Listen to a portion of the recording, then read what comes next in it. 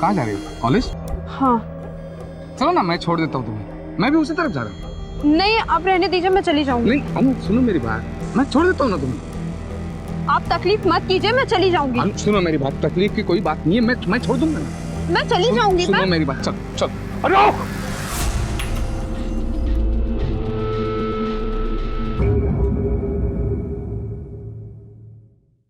अनु, उतरो गाड़ी से, उतरो, मत जाओ अनु, गाड़ी में उतरो। अनु उतर जाओ गाड़ी से। अनु, अनु गाड़ी से उतरो। अनु, अनु। प्रिया, प्रिया, प्रिया। आप ऐसे क्यों चिल्ला रहे हैं? रमेश ने अनु को किडनैप कर लिया।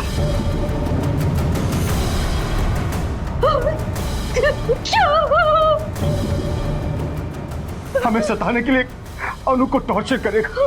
मैं जानता हूं उस कमीने को।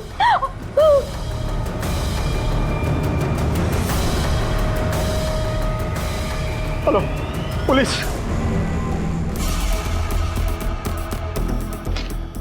राणे सर, हर एक ट्रैफिक सिग्नल पर इस गाड़ी नंबर को मैसेज करो, जहां जहां हमने नाकाबंदी की है वहां पर भी जाओ। Okay sir. गायतोंडे, अपनी वायरलेस टीम को मुलुंड हाईवे पर भेजो और इस लड़की का फोटो हर एक के मोबाइल में अपलोड करो। Okay sir. देखिए, आप चिंता मत कीजिए, हम जितना जल्दी हो सके आपकी लड़की को ढूंढने की कोशिश करेंगे। मोरे, उस मोबाइल नंबर को ट्रेस करो। अगर फोन स्विच ऑफ नहीं हुआ है तो हमारे लिए 1 ही घंटा काफी है लड़की को ढूंढने में। अरे आपने राइट क्यों मारा? मेरा कॉलेज तो नेक्स्ट लेफ्ट पे था। सब पता चलेगा। सर, रमेश मेरा छोटा भाई है। बाबा ने अपनी प्रॉपर्टी के 2 हिस्से करके हम दोनों भाइयों में बांट दी थी, पर सर रमेश ने अपना सारा पैसा, सारी प्रॉपर्टी बिजनेस के नए नए तरीके आजमाने में फूंक डाली। सर, वो जबरदस्ती मेरी फैक्ट्री हथियाना चाहता है। सर, आई एम श्योर कि रमेश ने अनु को किडनैप भी इसीलिए किया है ताकि वो हम पर दबाव बना सके, हम लोग डर जाएं और फैक्ट्री उसे दे दें। रमेश आपका सगा भाई? हाँ।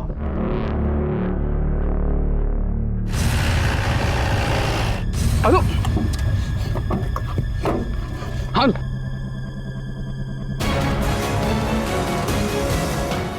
चल चल चल। साहब, साहब मैंने कुछ नहीं किया साहब। मैडम, गाड़ी रोक दिला। साहब मत मारो साहब। साहब मत मारो साहब। साहब मैंने कुछ नहीं किया साहब। वो प्रवीण झूठ बोल रहा है साहब। मैंने अनु को किडनैप नहीं किया। आप चाहे तो अनु से पूछ लो ना। काका सच बोल रहे हैं, उन्होंने मुझे किडनैप नहीं किया था। मैं खुद अपनी मर्जी से उनके साथ गई थी। आप प्लीज काका को छोड़ दीजिए। वेरी जाली इसका तू। बाबा प्लीज, मतलब बोलू दिया। सर, सर प्लीज उनको छोड़ दीजिए। आपको चाहिए तो मैं आपको राइटिंग में लिख के देती हूँ कि मैं खुद उनके साथ गई थी।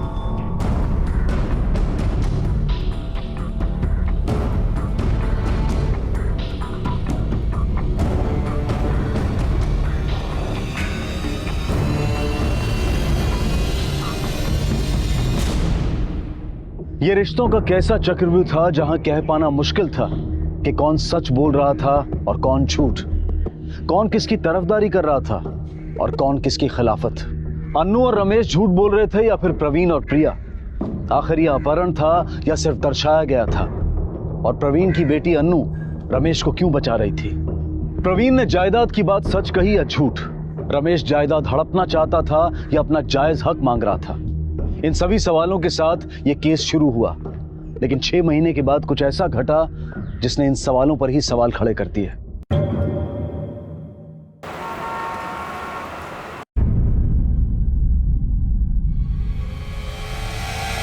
अनु, अनु,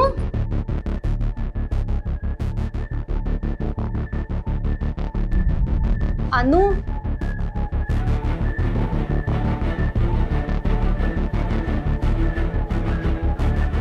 अहो अहो अहो एकता का। काय झालं? सुबह सुबह क्या चिल्ला रही हो? अनु अपने कमरे में नहीं है।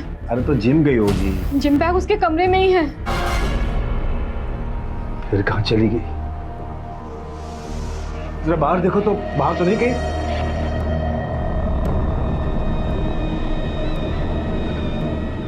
This number can't be reached right now. Anu! Anu!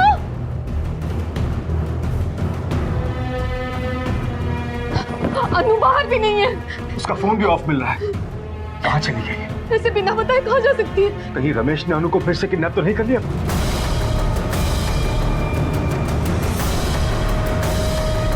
Hello, police?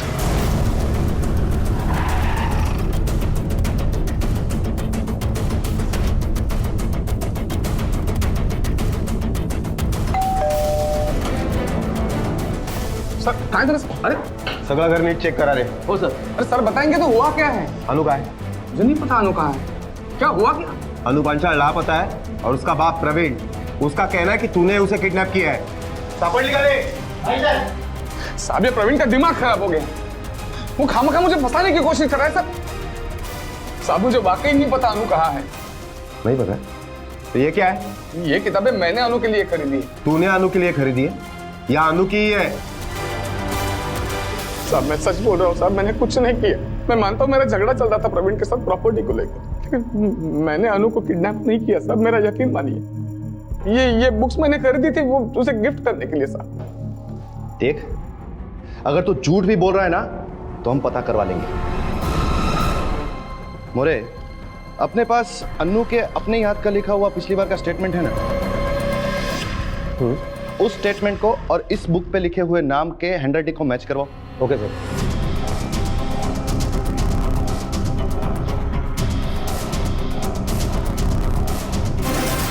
ये अन्नू की हैंडराइटिंग है। बिना उस तक पहुंचे उसकी हैंडराइटिंग इस पर कैसे आई? बोल।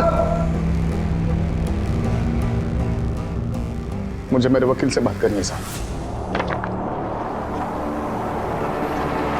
1000 बार समझाया था तुम्हें कि अनु पर नजर रखो, उसका ध्यान रखो, पर नहीं, तुमने उसे इतना सर पे चढ़ा दिया। आज देखो क्या हालत हो गई। हाँ, जैसे सब मैंने किया है, मैंने ही बिगाड़ा है उसे। अरे बच्चे की जिम्मेदारी सिर्फ माँ की ही नहीं, बाप की भी होती है। और पिछले कुछ दिनों से तो पता नहीं क्या हुआ है अनु को। ना कोई बात सुनती है, ना मानती है, और कुछ पूछो तो सीधा मुझे जवाब तक नहीं देती। तूने क्या सोचा हाँ? कि तुम मेरे ऊपर झूठे केस डाल के मुझे बार बार अंदर करवाओगे, फिर मैं जेल में सड़ता रहूंगा और पूरी जायदाद तुम अकेले खा जाओगे। खा जाएगा मतलब? ये मेरा हिस्सा है, अब मैं तुझे उसमें से चवन्नी भी नहीं दूंगा। तूने अपनी सारी जायदाद, सारा पैसा अय्याश में उड़ा दिया, तो उसमें मेरी क्या गलती है? तो मैं भी देखता हूँ कि तुम मुझे फैक्ट्री में से आधा हिस्सा कैसे नहीं देते हो। बहुत हो गया प्यार व्यार का नाटक। अब देख, तू सोच भी नहीं पाएगा तेरे साथ मैं क्या करूंगा।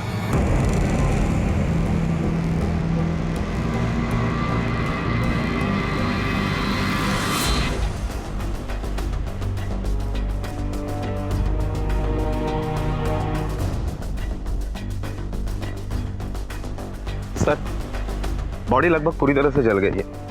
आसपास पड़े हुए जले हुए कपड़े को टुकड़े से लगता है कि शायद ये बॉडी किसी लड़की की हो सकती है। कुछ मिला है आसपास? नहीं सर, बॉडी आइडेंटिफाई की जा सके ऐसा कुछ भी नहीं मिला।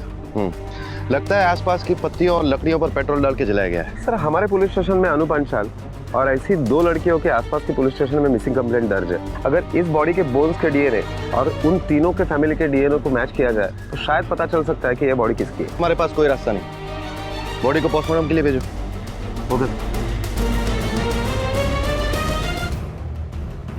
जी सर। ओके सर, अनु का कुछ पता चला? फिलहाल तो नहीं, लेकिन हमें एक डेड बॉडी मिली है जो पूरी तरह से जल चुकी है, और इसीलिए आपको अपना ब्लड टेस्ट करवाना होगा, जिससे हम ये पता कर पाए कि वो बॉडी अन्नू की है या नहीं। नहीं सर, मेरी बेटी अनु नहीं हो सकती सर। देखिए, हम भी ये उम्मीद करते हैं कि वो बॉडी अनु की ना हो, और इसीलिए आपको एबीओ टेस्ट करवाना पड़ेगा। आपका कहना था कि आखिरी बार आपने अनु को रात में देखा था। यह भी हो सकता है कि वो सुबह नहीं रात में गायब हुई हो। नहीं सर, रात के 10 बजे कल अनु सो गई थी, उसके सोने के बाद ही मैं सोने गई थी। आप कहाँ थे? सर, मैं भी तकरीबन 10:30 बजे सो गया था। पता नहीं मेरी बच्ची किस हाल में होगी, रमेश ने उसके साथ क्या किया होगा। आपने रमेश को जब जेल में बंद किया था तो उसे छोड़ा क्यों? बेल के लिए अप्लाई करने का हक सभी को होता है। रमेश ने भी एंटीसिपेटरी बेल ली है। उसके कहने के मुताबिक उसको झूठे केस में फंसाने की कोशिश की जा रही है। सर, झूठा मैं नहीं, झूठा रमेश है। वो हमारी फैक्ट्री हड़पना चाहता है। हम उसे अरेस्ट तो कर सकते हैं, लेकिन उसके लिए बॉडी आइडेंटिफाई होना बहुत जरूरी है।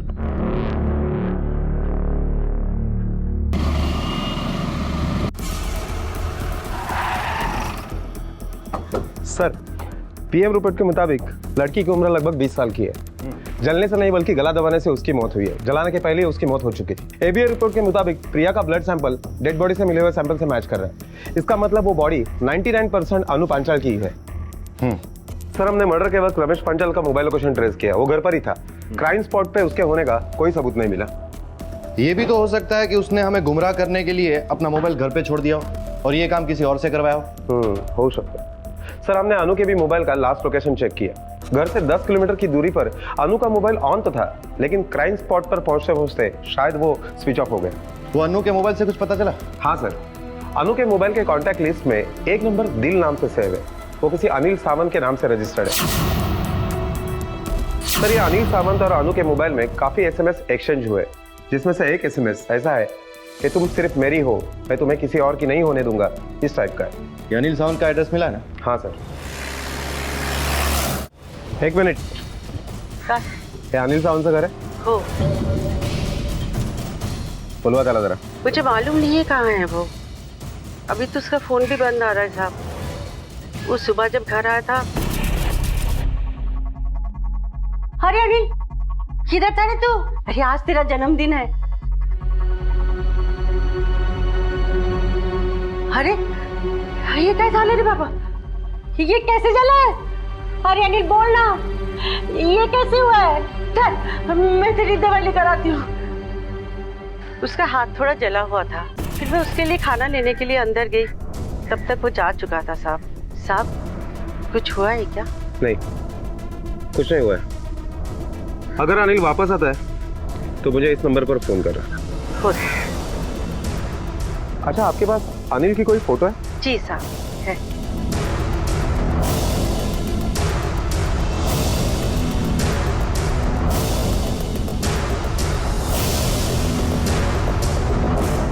मोरे, एक काम करो, हमारे 2 कांस्टेबल 24 घंटे के लिए अनिल के घर के बाहर हमारे 2 कांस्टेबल तैनात करो। सर, हमारे पेट्रोल टीम को और एक जली हुई लाश मिली है।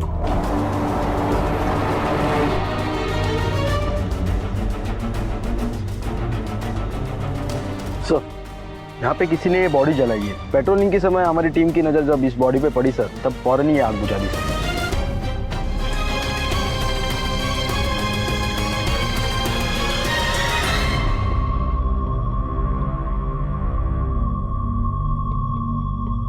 साहेब, तुम्ही मला इकडे का आणलं? मेरा नंद इधर क्यों आएगा? आज उसका जन्मदिन है साहब। मैं सब उसके पसंद की चीज बनाई हूँ, उसने तो अभी तक चखा भी नहीं साहब। मेरा अनिल अभी घर को आने वाला है, उसके पास घर का चाबी भी नहीं है साहब। मेरे को घर जाने का, मैं घर जाती हूँ साहब। हे बघा, तुमची परिस्थिती मी समजू शकतो, लेकिन क्या करें, फॉर्मेलिटीज है, पूरी तो करनी पड़ेगी। बस आप एक बार देख लीजिए।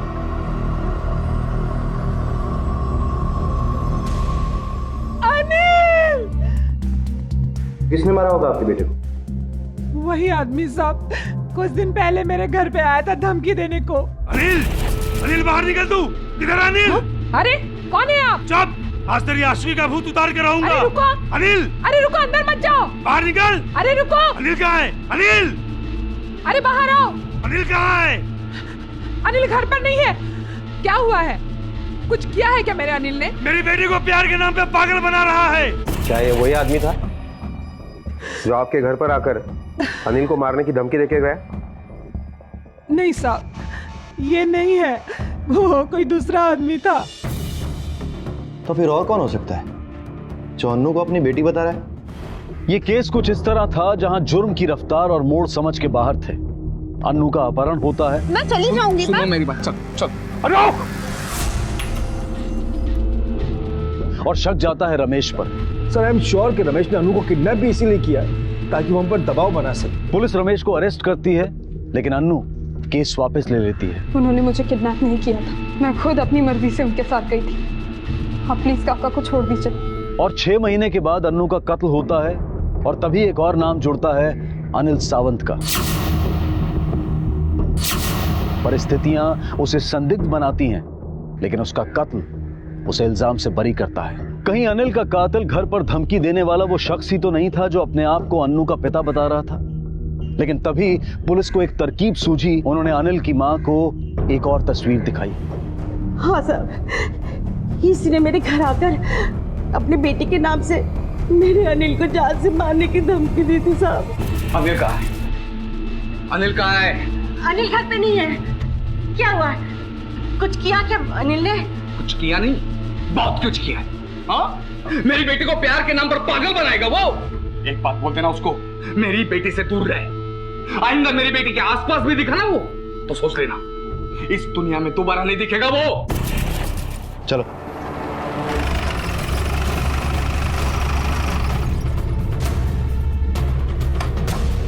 राणे,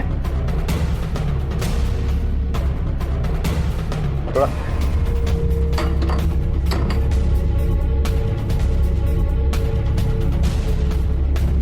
सब जगह ठीक से तलाशी लो।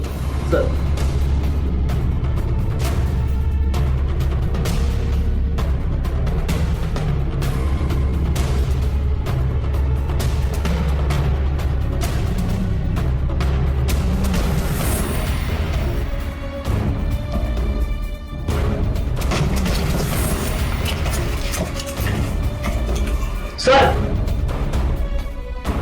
सर बहुत अजीब बात है, अनु के माँ बाप की और रमेश की बिल्कुल नहीं जमती, फिर भी इस एल्बम में अनु की ही सारी फोटो है। हो सकता है अनु रमेश की बेटी हो और अनिल और अनु के कत्ल का राज यही हो। बिल्कुल पॉसिबल है सर, क्योंकि उस दिन बॉडी की शिनाख्त के लिए जब हमने प्रवीण से डीएनए सैंपल मांगा तब प्रिया ने मना करके खुद का ब्लड सैंपल दिया। इन्होंने सुबह से कुछ खाया नहीं है, तो हो सकता है कि चक्कर खा के गिर जाए। क्या ऐसा नहीं हो सकता कि डीएनए टेस्ट के लिए आप मेरा ब्लड ले लें? क्योंकि प्रिया जानती थी कि प्रवीण अनु का बाप नहीं है और प्रवीण का ब्लड सैंपल अगर लिया जाता तो डीएनए मैच नहीं करता और प्रवीण को पता चल जाता। लेकिन सर हम ये कैसे साबित कर सकते हैं कि अनु प्रवीण की नहीं रमेश की बेटी है? फिलहाल हम प्रिया से डायरेक्ट तो नहीं पूछ सकते हैं। ये बात जरूर रमेश का है, क्योंकि उसके अलावा यहाँ पर कोई नहीं रहता। इसको फॉरेंसिक के लिए भेजो।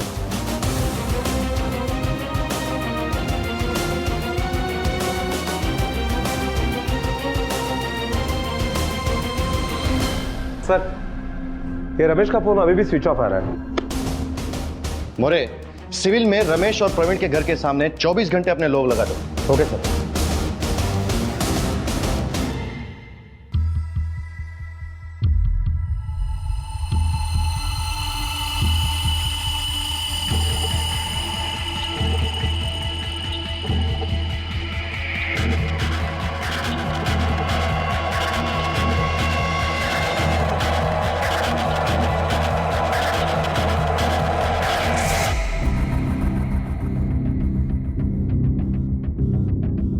आ गया आपका घर।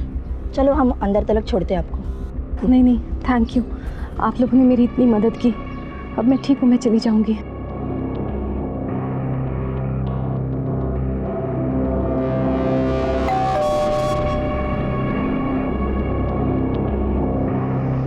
क्या हुआ? ये चोट कैसे लगी तुम्हें? किसने किया ये?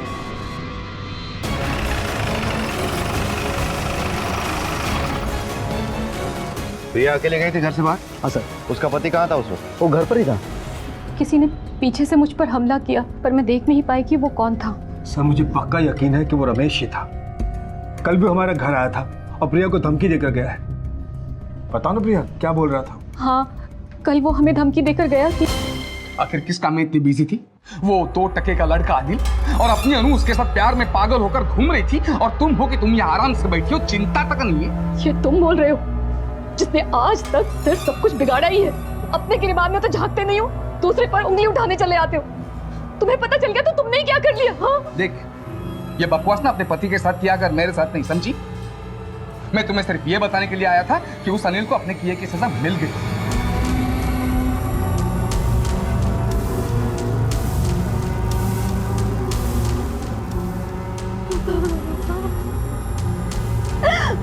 देख, ये रोने धोने का नाटक बंद कर और चुपचाप प्रवीण से कह दे कि फैक्ट्री का हिस्सा मेरे नाम पे कर दे, वरना तुम्हें पता है मैं क्या कर सकता हूँ। वो हमारे परिवार के साथ कुछ भी बुरा करेगा।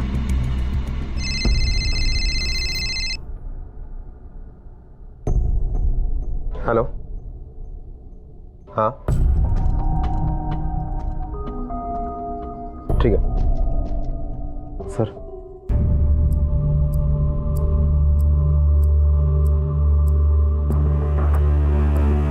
देखिए फिलहाल तो हम लोग जा रहे हैं, लेकिन वापस जरूर आएंगे।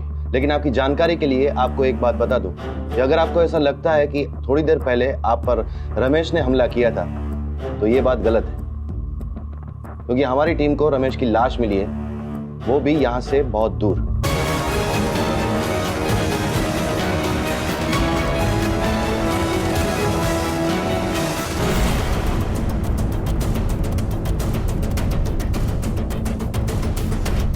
सर पेट से काफी खून बह गया है, काफी गहरा घाव है, आसपास कोई हथियार भी नहीं मिला।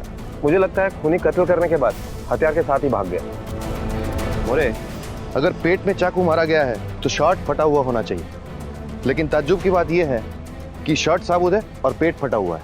सर मुझे लगता है कि छीना झपटी में रमेश का शर्ट ऊपर हुआ होगा और इसलिए चाकू मारते वक्त पेट तो फट गया लेकिन शर्ट साबुत है। हो सकता है, लेकिन सवाल ये खड़ा हो गया है कि रमेश ने अनु और अनिल का कत्ल किया था, तो अब उसका कत्ल किसने किया? सर एक शख्स है जो रमेश का खून कर सकता है, लेकिन अभी यकीन से कुछ कहा नहीं जा सकता जब तक कंफर्म नहीं होता।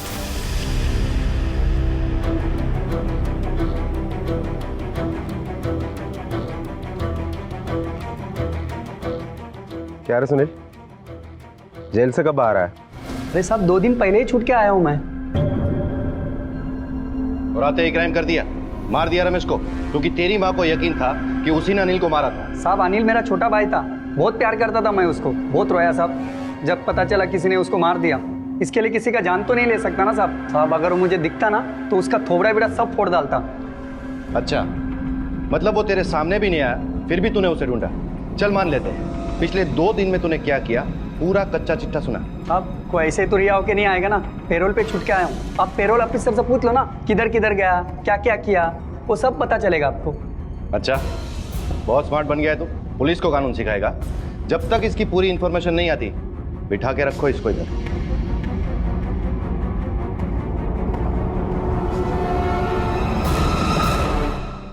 मोरे, मेरा शक सही था, रमेश ने प्रिया पर हमला नहीं किया। जिस दिन प्रिया पर हमला हुआ उसके 1 रात पहले ही रमेश मर चुका था, और वो चाकू का कट वो कोई लड़ाई झगड़े की वजह से नहीं है, वो रमेश की किडनी निकालने की वजह से हुआ है।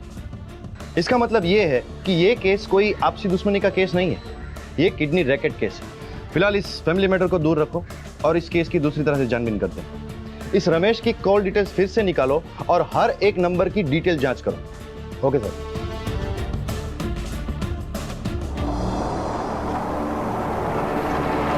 सर हमें रमेश के मोबाइल में और एक नंबर मिला है, ये नंबर किसी पिंकी पजनानी के नाम से रजिस्टर्ड है, हमें उसका एड्रेस भी मिल गया है।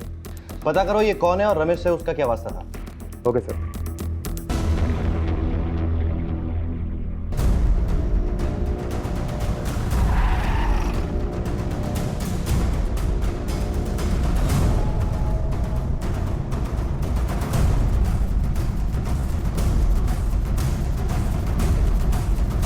पिंकी पजनानी?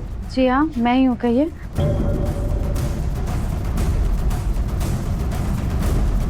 ये नंबर तुम्हारा ही है?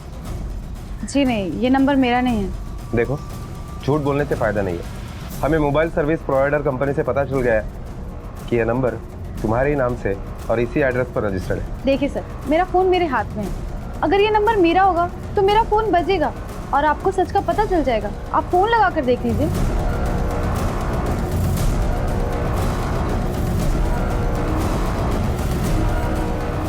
द्वारा डायल किया गया नंबर अभी नेटवर्क क्षेत्र से बाहर है, कृपया कुछ समय बाद फिर कोशिश करें। अब तो आपको मेरी बात पे यकीन हो गया होगा। मैं वैसे भी बहुत लेट हो चुकी हूँ और मुझे काम के लिए निकलना है। अनाथ हूँ ना, एक दिन का काम भी बहुत नुकसान करता है मुझे। मैं चलती हूँ।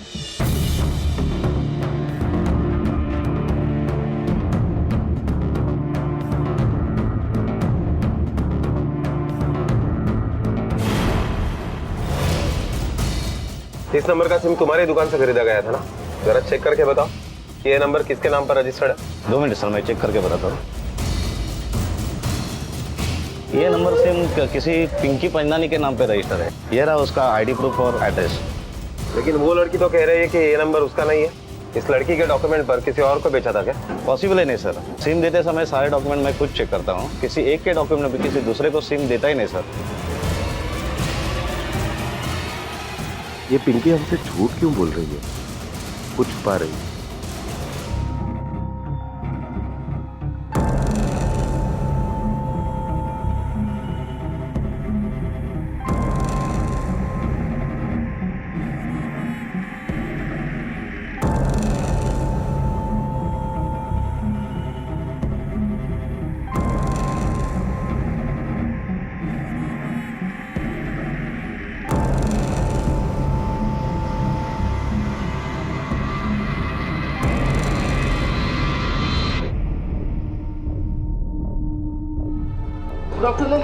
Good afternoon.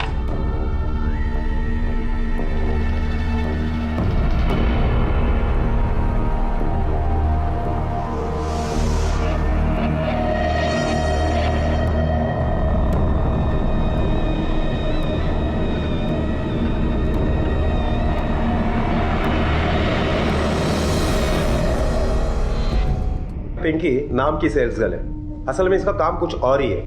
इसकी एक दोस्त शहर के नामचीन हॉस्पिटल में हेड नर्स है, जो हॉस्पिटल किडनी ट्रांसप्लांट के लिए फेमस है।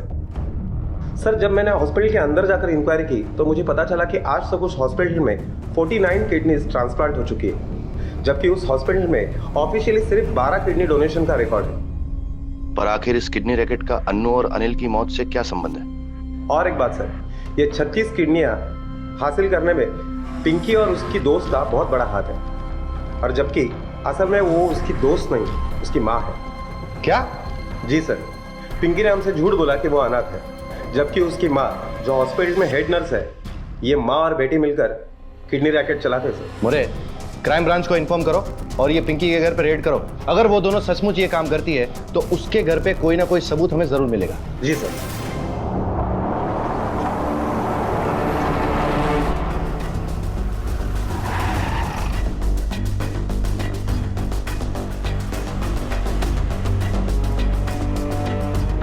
Yes sir. फ्रॉड क्या हो गया?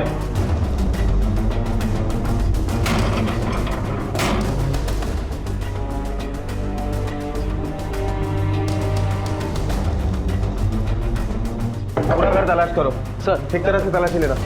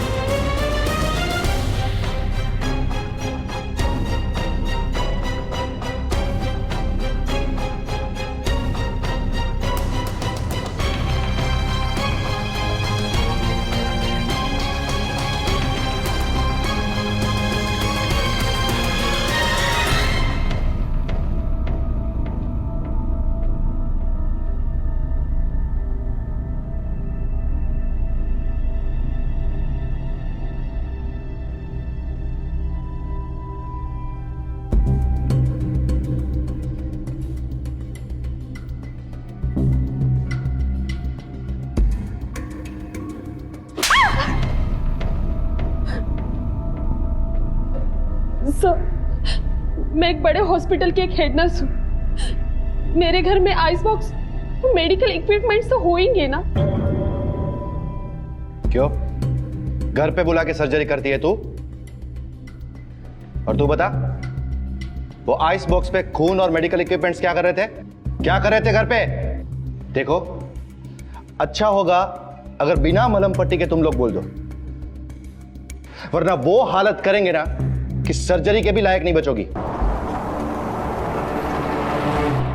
बताती हूँ, सब बताती हूँ। मैं सेल्स गर्ल बन के इसीलिए घूमती थी ताकि मैं अलग अलग लोगों को फंसा सकूं और पुलिस को भी मुझे पकड़ने में मुश्किल हो। जाहिर है ये काम तू अपने अलावा और किसी के लिए तो करती ही होगी।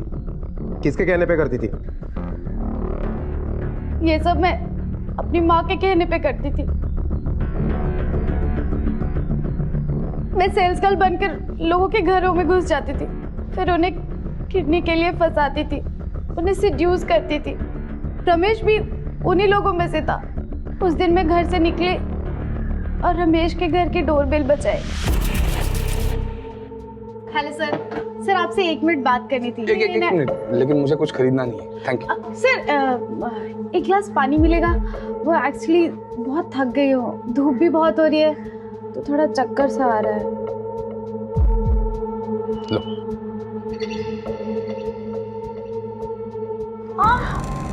अरे क्या हुआ? अरे जब वो पूरी तरह मेरे जाल में फंस गया था तो मैं उसे शहर से दूर एक सुनसान जगह पर लेकर गई और उसे सिड्यूस करते करते क्लोरोफॉर्म वाला रुमाल सुंघा दिया, जो कि हम हर बार करते थे। जब वो बेहोश हो गया तो मैंने माँ को बुलाया और माँ ने अपना काम कर दिया, उसकी किडनी निकाल ली। ये दोनों आपके किडनी रैकेट केस के गुनहगार हैं।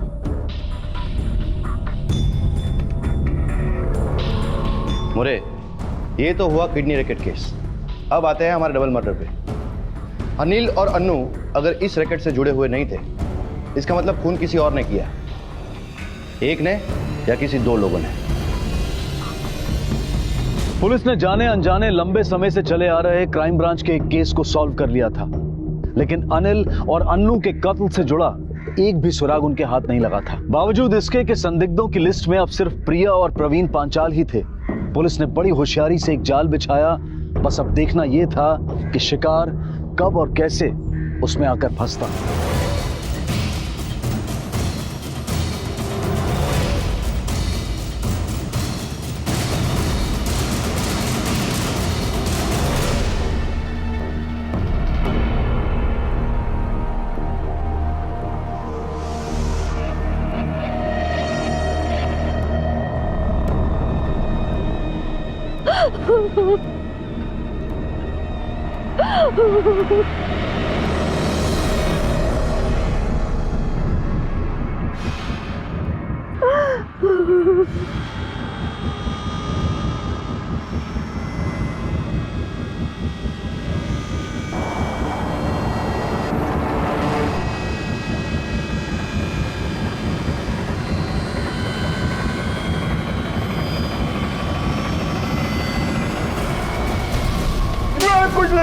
कुछ नहीं किया, मैं कुछ नहीं किया। देख, तेरे इन आंसुओं का हम पर कोई असर होने वाला नहीं है। सच बता, क्यों मारना चाहता था अपनी बीवी को? क्योंकि उसने मुझे धोखा दिया था सर। सारी जिंदगी मेरी बीवी बनने का नाटक करती रही और मेरे भाई से अफेयर भी चलाती रही। अनु मेरी औलाद नहीं थी सर, वो प्रिया और रमेश की बेटी थी और मैं बेवकूफों की तरह सारी जिंदगी अंधा बन के घूमता रहा। तुझे कैसे पता चला कि अनु प्रिया और रमेश की बेटी थी? खुद अनु ने मुझे ये बात बताई थी। उस रात जब हम सो गए थे तो अचानक किसी आवाज से रात में मेरी नींद टूटी। मैं उठा, देखा तो प्रिया मेरे बाजू में सो रही थी। मैंने घड़ी में देखा तो 12 बजने में 15 मिनट कम थी। मैं दरवाजे से बाहर गया, हॉल में देखा कि अनु मेन डोर से बाहर जा रही थी। मुझे हैरानी हुई कि रात को चोरों की तरह अनु कहां जा रही। मैंने उसका पीछा किया। अनु ने ऑटो लिया, मैंने भी अपनी बाइक ली और उसका पीछा किया। अनु हमारी घर से थोड़े दूर एक जगह पर पहुंची और ऑटो छोड़ दिया। मैंने भी बाइक साइड में लगा के उसके पीछे पीछे चल पड़ा।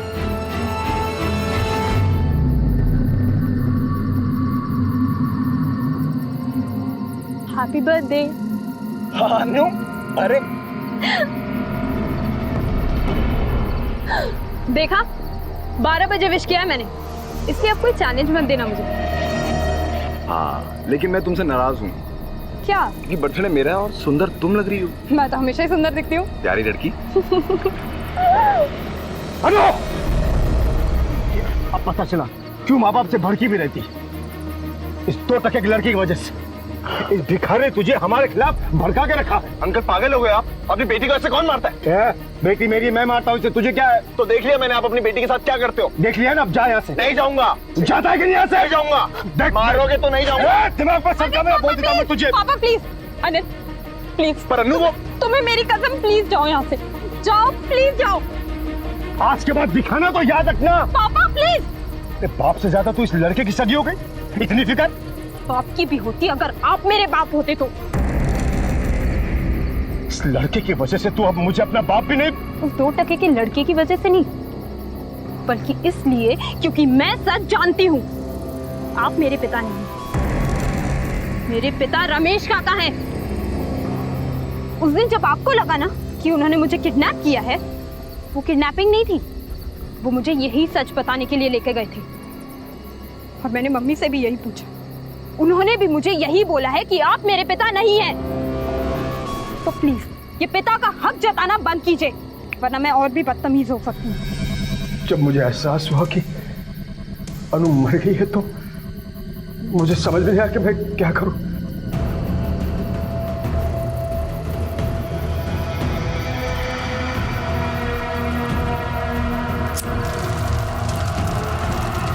उसने मुझे अनु को मारते हुए देख लिया है और मुझे यकीन था कि वो जरूर वापस आएगा। रात भर उसका इंतजार करता रहा।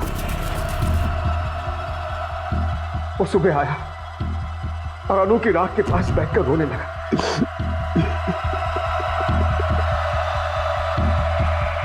मैं पीछे से गया, बाइक टूट थी इसलिए पेट्रोल नहीं छिड़क पाया। फिर मैंने कुछ लोगों के आने जाने की आवाजें सुनी तो मैं वहां से भाग गया। ये सब प्रिया की वजह से हुआ है सर। वो मुझे धोखा नहीं देती तो ऐसा कुछ नहीं होता। मैं अपनी फैमिली से बहुत खुश था सर, पर प्रिया ने सब। उसने नहीं, तूने सब खत्म किया है। प्रिया और रमेश के बीच में कुछ नहीं था। अनु ना तुम्हारी बेटी थी ना रमेश की। प्रिया ने उसे स्पर्म डोनेशन से पैदा किया था, और वो भी इसलिए क्योंकि तू बाप नहीं बन सकता था। और उस बेचारी ने तुझे इसलिए नहीं बताया क्योंकि तेरा मर्द होने का घमंड टूट जाता।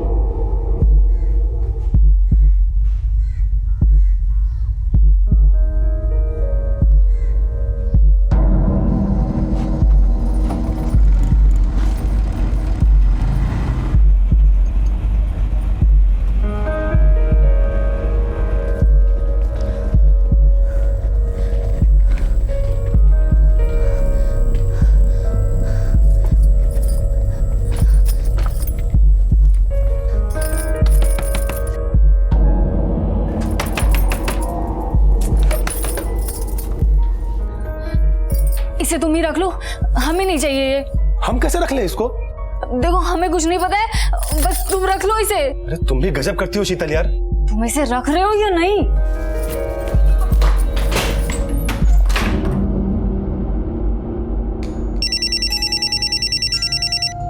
हाँ जीवन, तुमने रिक्शा स्टैंड पे देखा?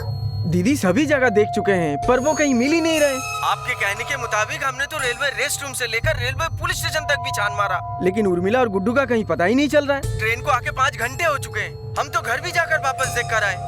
आखिर अब मैं क्या करूं? इसीलिए जीवन, हमने तुमसे कहा था कि उर्मिला को मोबाइल लेकर दो, पर तुम हो कि हमारी बात मानते ही नहीं। दीदी आप अपनी बहू से एक बार फिर से पूछिए ना, वो ठीक से बिठाई थी ना ट्रेन में। अरे जीवन, हमने पूछा बहू से, वो कह रही है कि उसने खुद ने दोनों को ट्रेन में बिठा दिया था।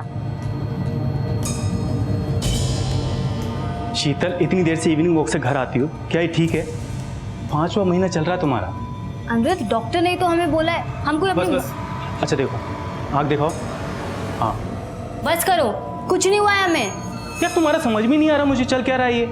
कहाँ से आती हो, कहाँ जाती हो, मुझे ठीक नहीं लग रहा तुम्हारा मामला। तो इसमें इतने सोचने की भी क्या जरूरत है? एक काम करो, जासूस लगा दो हमारे पीछे। जासूस की नहीं, तुम्हें इलाज की जरूरत है। तुम्हारा दिमाग बेकाबू हो रहा है, पागल हो रही है तुम। शीतल सुनो, आपकी चाय। क्या बात है, बड़ी अकेले अकेले मुस्कुरा रही हो? फिर से वही रोज रोज का ड्रामा देखने को मिल गया। अच्छा, शीतल और अनिरुद्ध? हाँ, आज फिर से शीतल मैडम सुन रही थी, इतना लेट क्यों आती हो, कहाँ रहती हो, वही सब वगैरह वगैरह। पता नहीं इनका रिश्ता कभी ठीक होगा या नहीं। अरे ऐसा कौन सा ट्रेन में बिठा दिया जीजाजी जो उर्मिला और गुड्डू अभी तक घर ही नहीं पहुंचे? ये सारी गलती मेरी है। 8 साल से रिश्ता नहीं था ना, अलग थे, अच्छा था, खुश था। अब 2 दिन से एक क्या नहीं हुए, मेरे परिवार के 2 सदस्य गायब हैं। कुछ ज्यादा चढ़ा कर आया है जीवन, इसलिए बिना सोचे समझे कुछ भी बोले जा रहा है। जब हमने एक बार तुझे बता दिया कि शीतल खुद स्टेशन जाकर उनको ट्रेन में बिठा कर आई थी, तो ये बार बार हम पे इल्जाम लगा के तू साबित क्या करना चाहता है? मैं कुछ साबित नहीं करना चाहता हूँ। मुझे सिर्फ इतना बता दो, मेरी बीवी और मेरा बच्चा कहाँ है, बस। जीवन सच तो यह है कि उर्मिला तेरे पास वापस आना ही नहीं चाहती थी, इसीलिए चली गई तुझसे दूर। और तुझ जैसे इंसान के साथ कोई खुश कैसे रह सकता है? सीधे सीधे बता दो, मेरी बीवी और बच्चा कहाँ है? अगर बाहर पे घुसा है और दोबारा घर में घुसने मत देना। ये ठीक नहीं कर रहा तू। अगर मेरी बीवी और बच्चे को कुछ हुआ ना, मैं तेरा वो हाल करूंगा अमरमणि, तू जिंदगी भर याद रखेगा। अरे चलो निकल आते। 5 महीने की गर्भवती शीतल खुद गुड्डू और उर्मिला को ट्रेन में बिठाकर आई थी, लेकिन गुड्डू और उर्मिला पिछले 10 घंटों से गुमशुदा थे। क्या हुआ था उनके साथ और कहां थे वो? जीवन के परिवार और अमरमणि के परिवार के बीच किस बात को लेकर खटास थी? कहीं यही खटास उर्मिला और गुड्डू के लापता होने की वजह तो नहीं बनी? सभी जगह ढूंढ लिया सर, लेकिन कहीं नहीं मिले। हमको तो पूरा यकीन है सर, ये वही लोगों का काम है, हमारी बीवी और बच्चे को छुपा के रखा हुआ है। कोई खास वजह है? वजह है सर, लेकिन हमको नहीं पता था कि 8 साल पुरानी वजह अभी तक दिल में लगाकर बैठा होगा वो। 8 साल पुरानी वजह? बाबूजी मरने से पहले निर्मला दीदी के नाम 4 बीघा जमीन की थी और बाकी पूरी प्रॉपर्टी मेरे नाम। लेकिन वो जीजा अमरमणि का कहना था कि ये पूरी प्रॉपर्टी हमारी और निर्मला दीदी के बीच आधे आधे हो, लेकिन हमने साफ मना कर दिया। और इसी वाद विवाद की वजह से 8 साल तक हमारे बीच कोई रिश्ता नहीं था। अब जब धीरे धीरे मामला शांत होने लगा तो निर्मला दीदी ने ही प्लान बनाया कि हमारे बीवी और बच्चे कुछ दिन के लिए वहां घुमाएं। 8 साल बीत चुके हैं इस बात को जीवन जी। क्या आपको लगता है वो लोग अभी तक इस बात को दिल में पाले बैठे होंगे? आप नहीं जानते सर उस अमरमणि को, हिटलर है सर, वो एकदम हिटलर है। कोई कुछ भी कहे और आप भरोसा कर लेंगे? पुलिस की वर्दी है आप पर, काफी जिम्मेदारी भरा काम है। जी हाँ, काफी जिम्मेदारी भरा काम है और फिलहाल हमारी जिम्मेदारी है उर्मिला और गुड्डू को ढूंढना। उम्मीद है कि इस जिम्मेदारी को निभाने में आप हमारा साथ देंगे। सर, हम खुद उर्मिला मामी और गुड्डू को सुल्तानपुर जंक्शन से वरुणा एक्सप्रेस की बोगी नंबर B2 में बिठाकर आए थे और हमें अच्छी तरह से याद है कि ट्रेन हमारे सामने ही खुली थी। बहू ले जाओ। तो हो गई आपकी पड़ताल इंस्पेक्टर साहब। निर्मला, बताओ तो इंस्पेक्टर साहब को कि उर्मिला ने क्या कहा था परसों तुमसे रसोई में? वो परसों रसोई में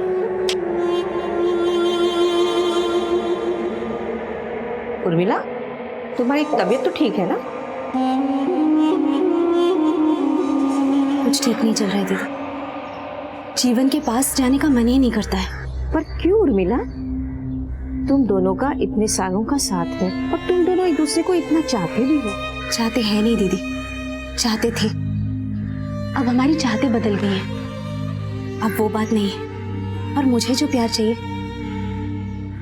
कम से कम जीवन तो मुझे वो प्यार कभी नहीं दे पाएगा। ऐसा भी हो सकता है कि उर्मिला अपनी मर्जी से किसी और के पास चली गई हो। निर्मला के बयान से इस केस का रुख बदल गया। जहां जीवन को शक था कि उसकी पत्नी और उसके बच्चे के गायब होने के पीछे अमरमणि और बाकी के घर वालों का हाथ था, वहीं निर्मला का कहना था कि जीवन और उर्मिला की बनती नहीं थी। आखिर सच क्या था? कहां थे उर्मिला और गुड्डू? जीवन जी, ये देखिए, ये है पैसेंजर चेकलिस्ट जो हमें उस ट्रेन के टीसी ने दी थी। 26-27 सीट नंबर के आगे टिक मार्क लगा हुआ है, यानी वो दोनों उस दिन ट्रेन में चढ़े थे। कहीं कुछ ऐसा तो नहीं जो आपको पता हो, वो हमारे लिए जानना जरूरी हो?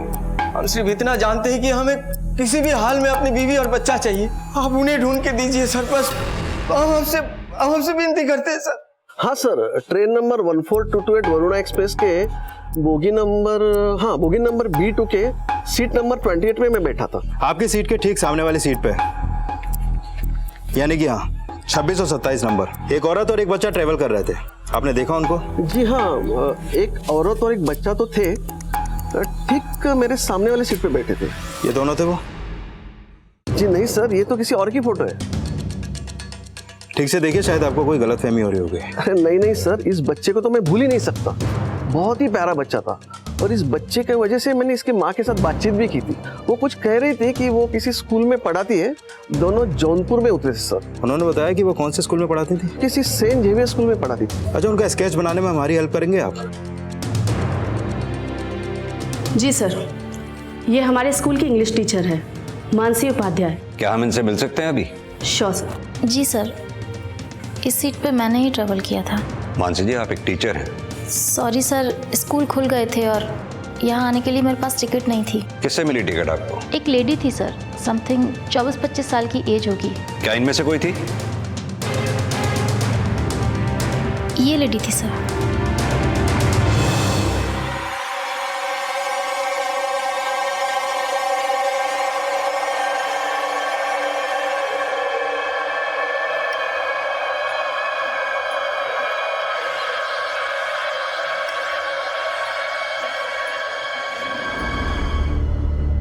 गणेश, वो शीतल के घर फोन लगा।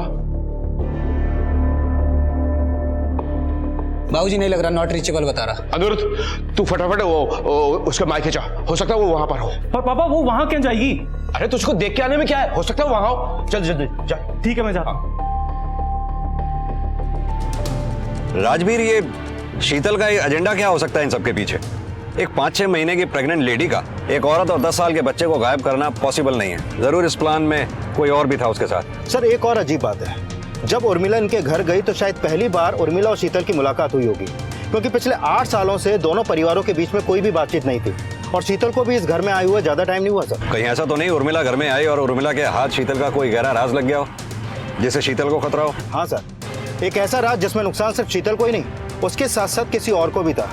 इसलिए इस नुकसान से बचने के लिए उन्होंने उर्मिला को ही गायब कर दिया।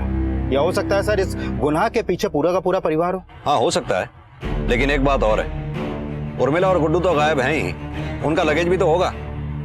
उसको कहाँ ठिकाने लगाया होगा इन्होंने? जो भी हो, ये शीतल नाम की कड़ी तो हमारे हाथ लगी चुकी है। अब इस कड़ी को पकड़ के हमें बाकी कड़ियां जोड़नी है। पापा पापा, पता नहीं शीतल के जहन्नुम में चली गई, मायके में भी नहीं है वो।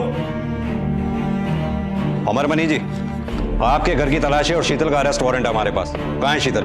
इंस्पेक्टर साहब, शीतल काफी वक्त से घर वापस नहीं लौटी है। सारे घर वाले उसको ढूंढ रहे हैं। अच्छा होगा घर की तलाशी लेने के बजाय आप हमारी बहू को तलाशें। हिदायतें काफी देते हैं आप। एक हिदायत हमारी भी है, अगर कुछ गलत हो रहा है तो उसे जल्द से जल्द ठीक कर लीजिए, क्योंकि अगर हमें उर्मिला और गुड्डू का पता नहीं चला तो शायद आप दोबारा हिदायत देने के लिए यहाँ रहे ही ना।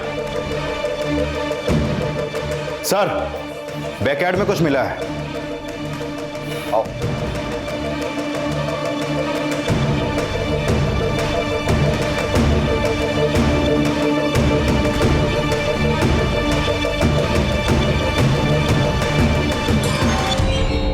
शीतल ने यह झूठ क्यों बोला था कि वो उर्मिला और गुड्डू को खुद स्टेशन छोड़कर आई थी? आखिर ऐसा क्या हुआ था जिसकी वजह से उसे खतरा था? क्या उर्मिला शीतल का कोई ऐसा राज जान गई थी जो उसकी गुमशुदगी का कारण बना? और अब शीतल कहां थी? और पुलिस को अब अमरमणि के घर से कुछ ऐसा मिला जिसके बाद उनके होश उड़ गए। इस केस की परतें अभी तो बस खुलना शुरू हुई थी।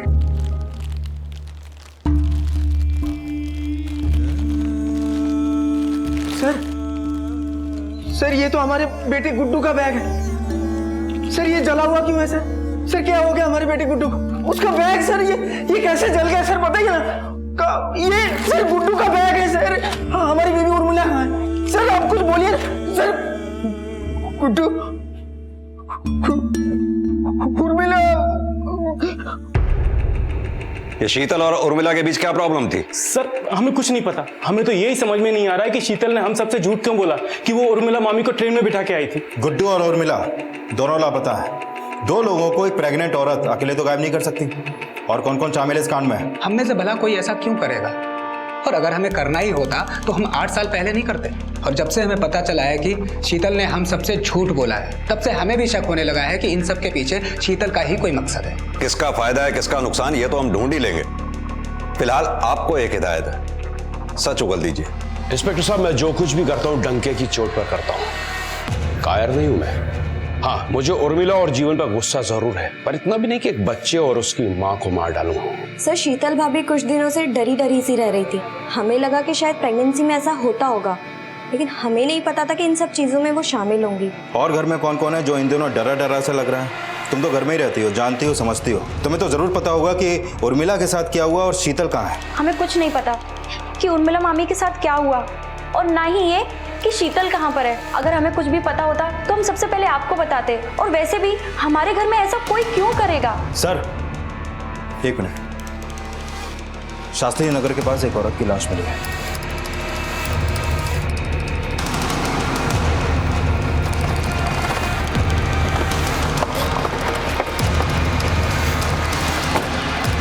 हटो सामने से।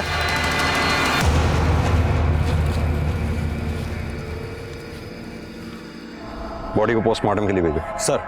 सर डिटेल रिपोर्ट आने के लिए थोड़ा टाइम लगेगा। ऑब्जर्वेशन के हिसाब से ये मौत जहर खाने की वजह से हुई है। बॉडी पर ऐसे कोई मार्क नहीं मिले जिससे ये लगे कि मर्डर हो। यानी ये तभी हो सकता है जब मर्डर करने वाला कोई बहुत नजदीकी हो। पॉसिबल है सर। वैसे भी एक 5 महीने की प्रेग्नेंट लेडी को फिजिकली जहर खाने के लिए फोर्स करना कोई बड़ी बात नहीं है। राजवीर, मामला क्या है कुछ समझ में नहीं आ रहा है। शीतल कहती है उर्मिला और गुड्डू को वो स्टेशन पे छोड़ के आई, पर असल में उर्मिला और गुड्डू स्टेशन पे पहुंचे ही नहीं। फिर पता चलता है कि शीतल ने वो टिकट्स किसी और को बेच दी थी। आखिर शीतल ने ऐसा किया क्यों? क्या मकसद था शीतल का उर्मिला और गुड्डू के लापता होने में? आखिर उर्मिला और गुड्डू हैं कहाँ? कहीं ऐसा तो नहीं शीतल की हत्या के बाद उनके साथ भी कुछ? एक चीज तो तय है, इस प्लान में कौन कौन शामिल था ये हमें पता नहीं, लेकिन शीतल इस प्लान में शामिल थी ये कंफर्म है। उसके कॉल रिकॉर्ड्स खंगालो, जरूर कुछ ना कुछ हाथ लगेगा। सर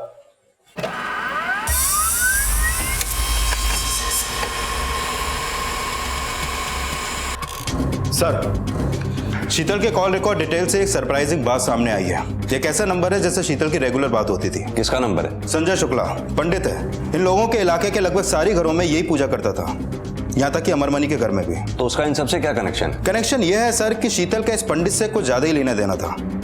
ये देखिए सर, कॉल रिकॉर्ड डिटेल्स पिछले 3-4 महीनों में फ्रिक्वेंट कॉल्स हैं। अब जाहिर सी बात है इतने कॉल करके कोई गायत्री मंत्र तो सुनाता नहीं होगा। उठा लाओ पंडित जी को।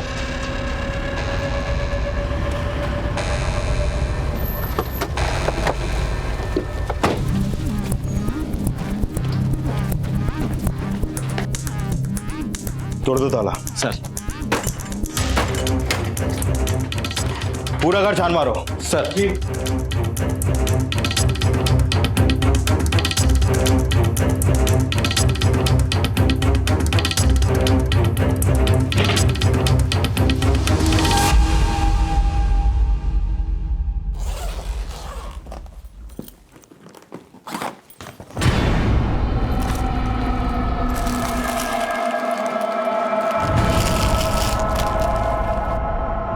औरतों का सामान, पर ये सारा सामान यूज किया हुआ लग रहा है सर। सर अंदर से ये मिला है।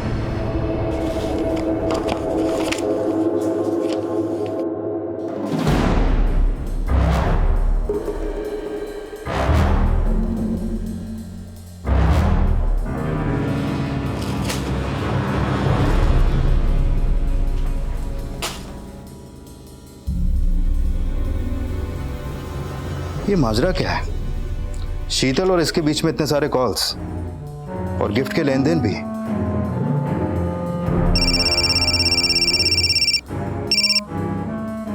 हाँ राजवीर बोलो। सर संजय ने हर गिफ्ट की डिटेल्स लिख के रखी है। पंडित आदमी है, ज्यादा ज्यादा कितना कमा लेता होगा? 7-8 हजार।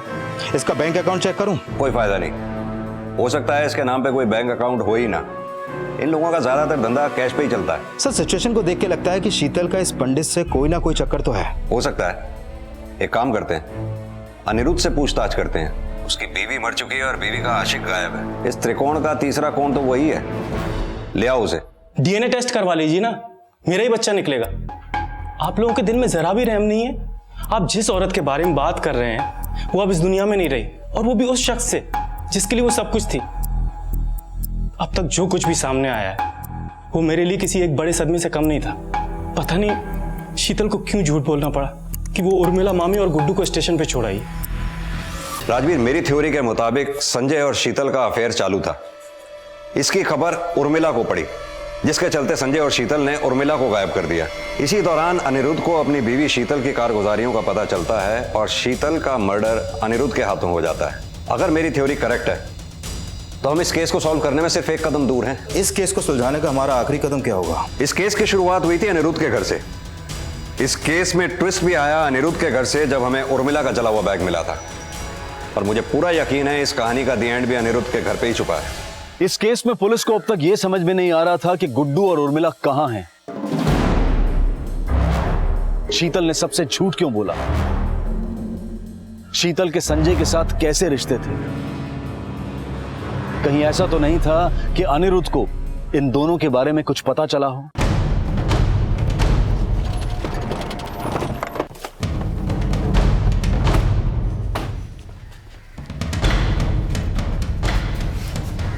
सर एक साथ पूरा का पूरा परिवार कहां जा सकता है? पड़ोसी से पूछताछ करते हैं, शायद कुछ पता चले।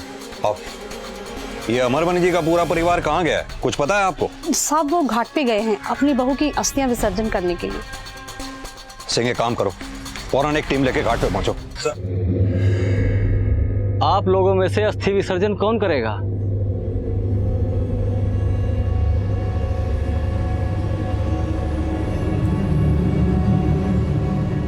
नहीं, हम उसकी अस्थियों को हाथ भी नहीं लगाने वाले।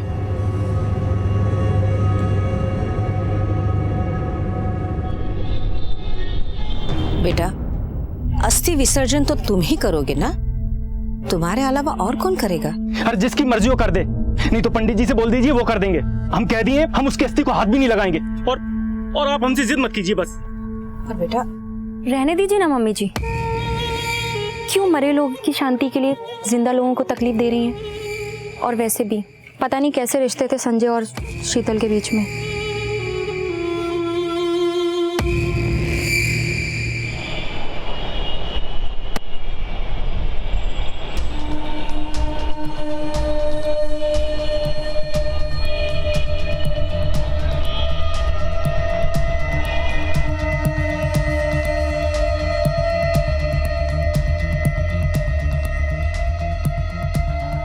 ये लोग तो कब के यहाँ से चले गए साहब। कहाँ गए? शायद किसी होटल में गए होंगे। आपको मालूम है कौन से होटल में ठहरे हैं ये? अब यहाँ 10-12 होटल हैं साहब, उन्हीं में से किसी एक में ठहरे होंगे। अनिरुद्ध, तुमने पुलिस को झूठ क्यों बोला? तो क्या करता, सच बोलता तो वो लोग मुझ पे शक करने लगते। क्या बात है, लगता है तुम दोनों के बीच बहुत ही इमोशनल सीन चल रहा था। हमने आकर डिस्टर्ब तो नहीं कर दिया आपको अनिरुद्ध और माधुरी? क्या हुआ सर? यही तो हम पूछना चाहते हैं कि पूरा परिवार एक साथ गायब है, आखिर बात क्या है? हम कहीं भाग नहीं रहे थे, अस्थि विसर्जन के बाद यहाँ से सीधे घर ही आ रहे थे। अस्थि विसर्जन तो कब का हो चुका, बाकी के परिवार के लोग कहाँ हैं? वो तो सब घाट पे थे, अब तक तो उन्हें आ जाना चाहिए था। ना तो वो घाट पे हैं और ना ही अभी तक यहाँ पर वापस लौटे हैं। आखिर गए कहाँ बोलो?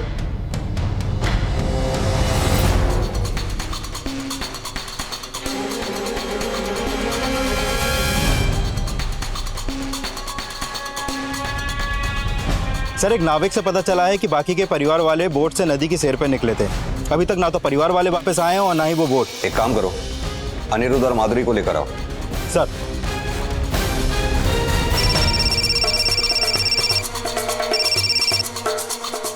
हेलो, लेकर आओ उसे।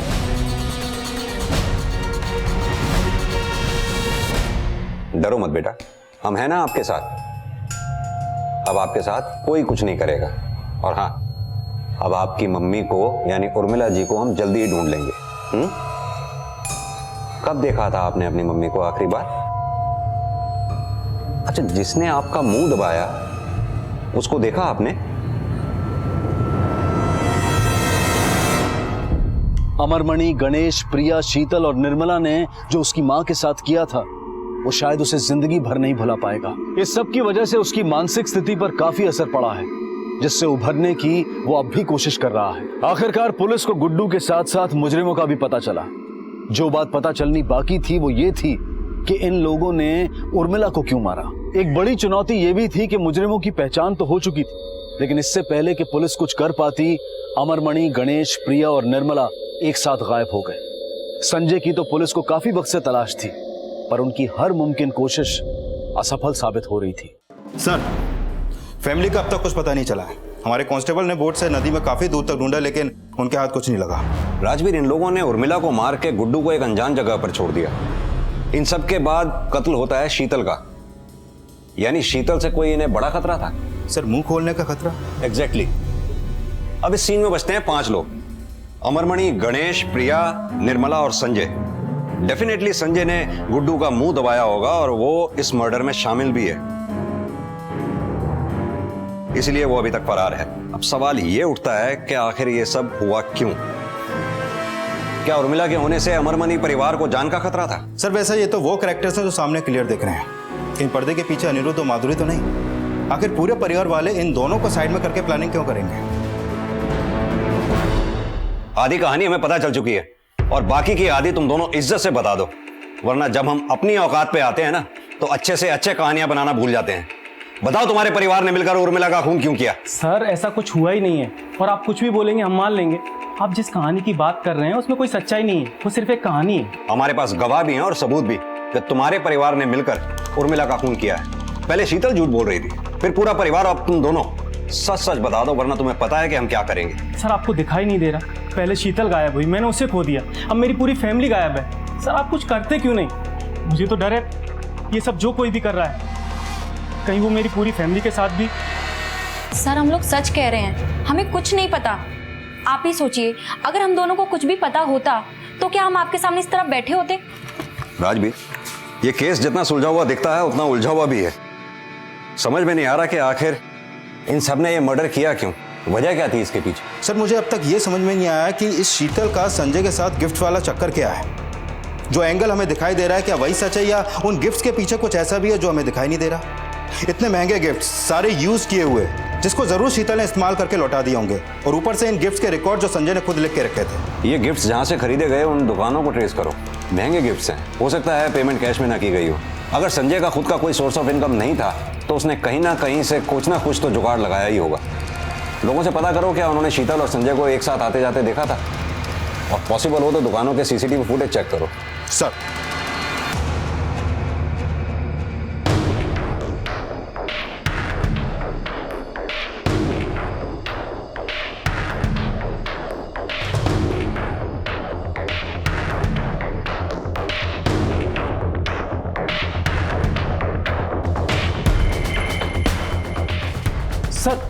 सर, ये तो पिंटू है। कौन पिंटू?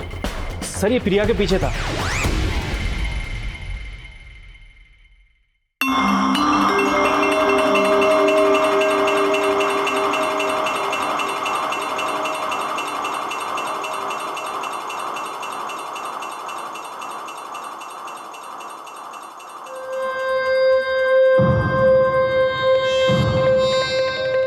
सर, उन दोनों की लव स्टोरी धीरे धीरे आगे बढ़ रही थी और प्रिया ने एक बार भी नहीं सोचा कि इस लव स्टोरी का कोई मतलब ही नहीं है, और पापा ने एक बार उन दोनों को अपनी आंखों से देख लिया। लगता है मजनू को भी पीछे छोड़ दोगे। तुम हमारी लैला बन जाओ तो मजनू को क्या, मिक्का को भी पीछे छोड़ देंगे। मैं बताता हूँ तू क्यों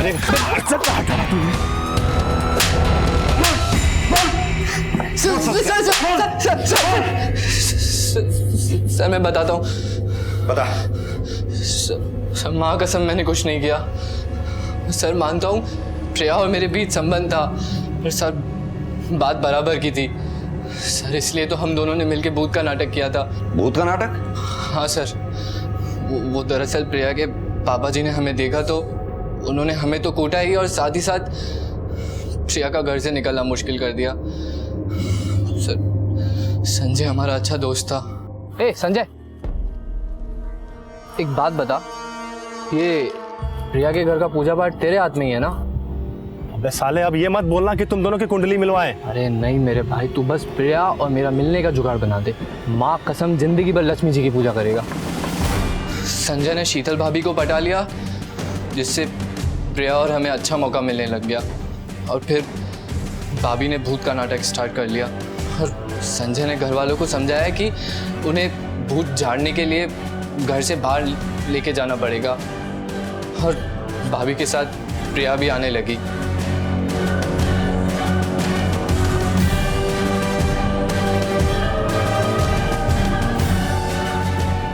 कभी कभी प्रिया की माँ जी और भाभी भी आते थे, पर उसमें संजय संभाल लेता था।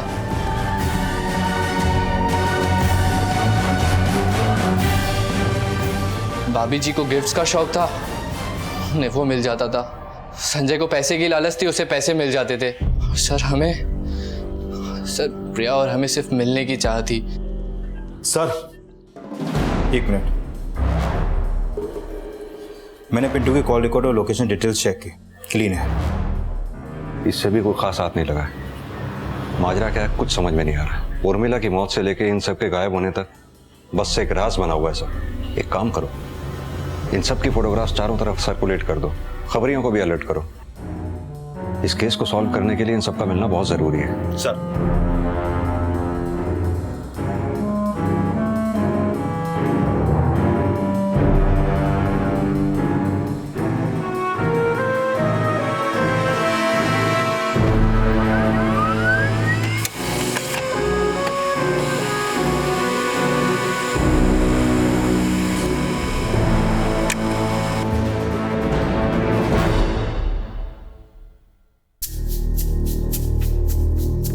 अनिरुद्ध, तुम कब तक ऐसे बैठे रहोगे?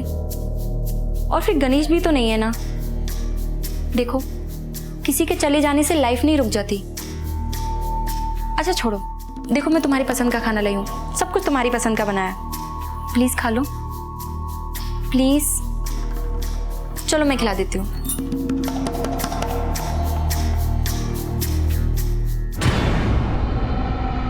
सर 2 दिन पहले घाट के किनारे 3 लाशें मिली। पोस्टमार्टम रिपोर्ट के मुताबिक इनके पेट से हैवी स्लीपिंग पिल्स मिली। इसके बाद डूबने से इनकी मौत हो गई। सर, इन्वेस्टिगेशन के दौरान घाट के दूसरी तरफ हमें एक नाविक मिला जिसने उसी दिन दूसरी तरफ एक लड़की के साथ एक आदमी को निकलते देखा।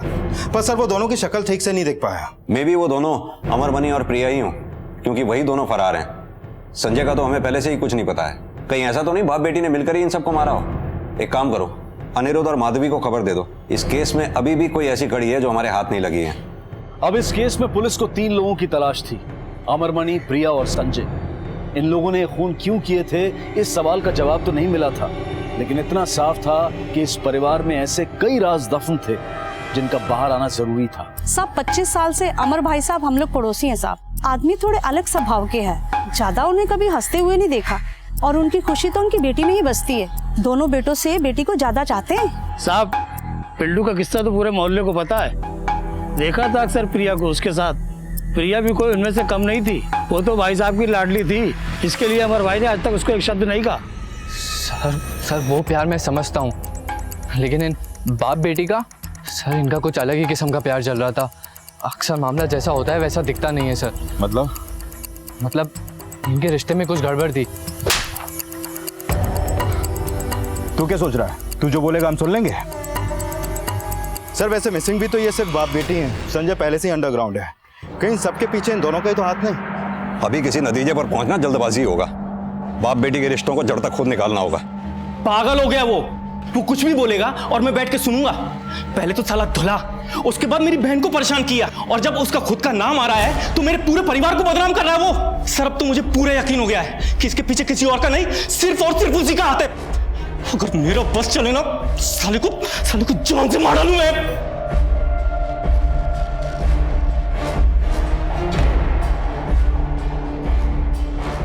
उस आदमी का क्या भरोसा सर, कुछ भी कर सकता है वो। बहुत बड़ा दोगला इंसान है। एक ही पल में दोस्त और दूसरे ही पल में जान का दुश्मन बन जाता है। सर अगर पिंटू को लगता है ऐसा है तो जरूर ऐसा होगा, क्योंकि प्रिया के बारे में पिंटू से ज्यादा और कौन जानेगा सर।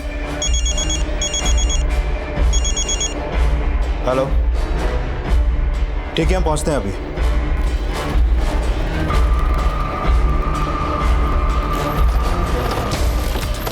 हटो सामने से, साइड। मौत को अभी 24 घंटे भी पूरे नहीं हुए सर। विक्टिम ने मरने से पहले अपने आप को बचाने की ज्यादा कोशिश नहीं की। इसका गला किसी दुपट्टे या गमछे जैसी चीज से घोटा गया है। राजवीर, ये पिंटू, अनिरुद्ध और माधुरी, इन सबको चेक करो। संजय की तलाश और तेज कर दो। आसपास की स्टेट्स में कोऑर्डिनेट करो, खासतौर से मंदिरों में, क्योंकि संजय को अपनी जिंदगी गुजारने के लिए कुछ ना कुछ काम तो करना ही पड़ेगा। ये अनिरुद्ध और माधुरी से भी कुछ अच्छे संकेत नहीं मिल रहे हैं। इनको भी अच्छी तरह से खंगालो, सारे एंगल्स को दोबारा से क्रॉस चेक करो, कहीं ना कुछ मिसिंग जरूर है। सर ये अनिरुद्ध और माधुरी तो बचपन के दोस्त निकले, स्कूल कॉलेज सब साथ में हुआ इन लोगों का। कहीं ऐसा तो नहीं इन दोनों के बीच ही एक चिंगारी हो जिसकी वजह से बाकी के परिवार वाले जल गए? नहीं सर, अब जो खबर मैं आपको देने वाला हूँ वो इससे भी ज्यादा चौंका देने वाली है।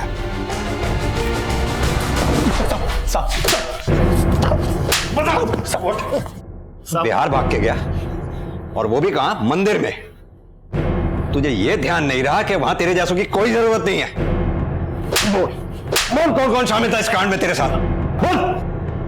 बोल कौन कौन शामिल था इस कांड में तेरे साथ? मानता हूं कि मैं उर्मिला मामी और शीतल को मारने में मैं था, लेकिन साहब उसके अलावा मैंने किसी को नहीं मारा, भगवान कसम।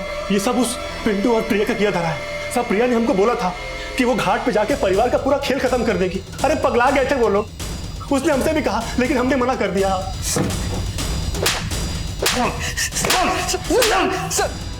सब सच सच भौंक दे। अब एक सेकंड का भी अगर पॉज लिया ना तो तेरी हलक से जबान बाहर खींच लूंगा।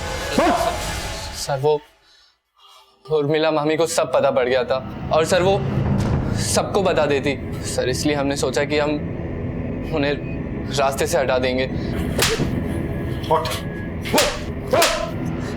बता बाकियों ने तेरा साथ क्यों दिया? साहब वो शीतल पे तो भूत आने का नाटक चल ही रहा था, लेकिन एक दिन जब उर्मिला मामी को सब पता चल गया तब। मामी जी ये जो कुछ भी हो रहा है वो हमारे घर का निजी मामला, आप इससे दूर रहे तो ही बेहतर होगा। सबको पता चलेगा तो तुम्हारे पापा की इज्जत क्या रह जाएगी? मुझे तो उन्हें बताना ही पड़ेगा। और इस उम्र में भला कोई करता है ऐसा? लगता है वक्त आ गया है कि आपको ना मोक्ष की प्राप्ति हो।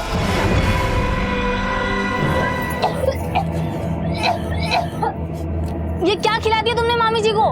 भूत का धतुरा। अब जोर जोर से चिल्लाओ वरना भूत हमारे सर पे नाचेगा।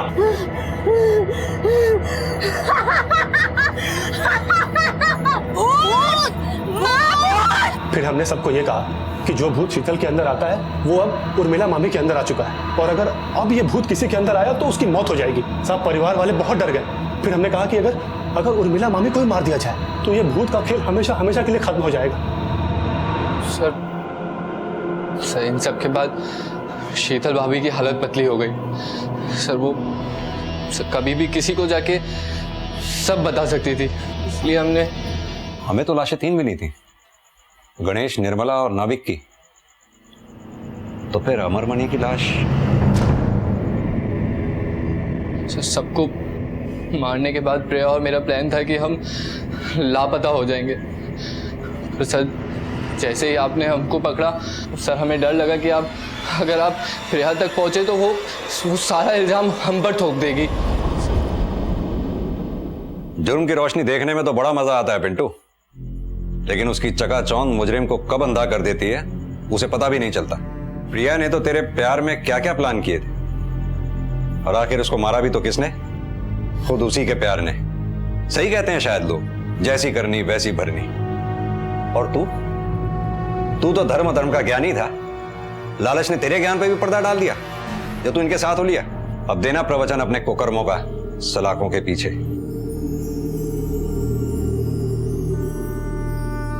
उर्मिला सिर्फ और सिर्फ प्रिया को गलत रास्ते पर जाने से रोकना चाहती थी, लेकिन प्रिया, पिंटू और संजय इस ड्रामे को खुलने नहीं देना चाहते थे। इसीलिए उन्होंने मिलकर भूत का नाटक रचा जिसकी वजह से उर्मिला की मौत हुई। उनके लिए एक झूठ की कीमत एक इंसानी जिंदगी से भी ज्यादा निकली, और शीतल ने कभी सोचा भी नहीं था कि कुछ गिफ्ट्स के लालच में उसे इतनी बड़ी कुर्बानी देनी होगी, अपनी जान की कुर्बानी। प्रिया प्यार में इतनी अंधी थी कि उसने अपने परिवार को ही जान से मार दिया। वो परिवार जिसने उसे बचपन से पाल पोस कर बड़ा किया, वो परिवार जिनको उसकी चिंता थी। इस केस में उर्मिला इकलौती इनोसेंट विक्टिम थी, पर बाकी के सारे विक्टिम वो थे जो खुद इस केस के गुनाह में शामिल थे। काम, क्रोध, मोह, माया जब अपनी हदों से आगे बढ़ जाए तो अंजाम बहुत बुरा हो सकता है, इतना बुरा कि उसकी कल्पना भी नहीं की जा सकती। इसी विचार के साथ अब मैं अनूप सोनी आपसे विदा लेता हूं। फिर मुलाकात होगी अगले एपिसोड में एक और चौंका देने वाले केस के साथ। तब तक अपना और अपने परिवार का ख्याल रखें और देखते रहें क्राइम पेट्रोल डायल 100। सबक एक को सीख हम सबको। जय हिंद। क्राइम पेट्रोल्स के और भी दिलचस्प कहानी देखने के लिए हमारे चैनल को सब्सक्राइब करें और बेल आइकॉन दबाना न भूलें।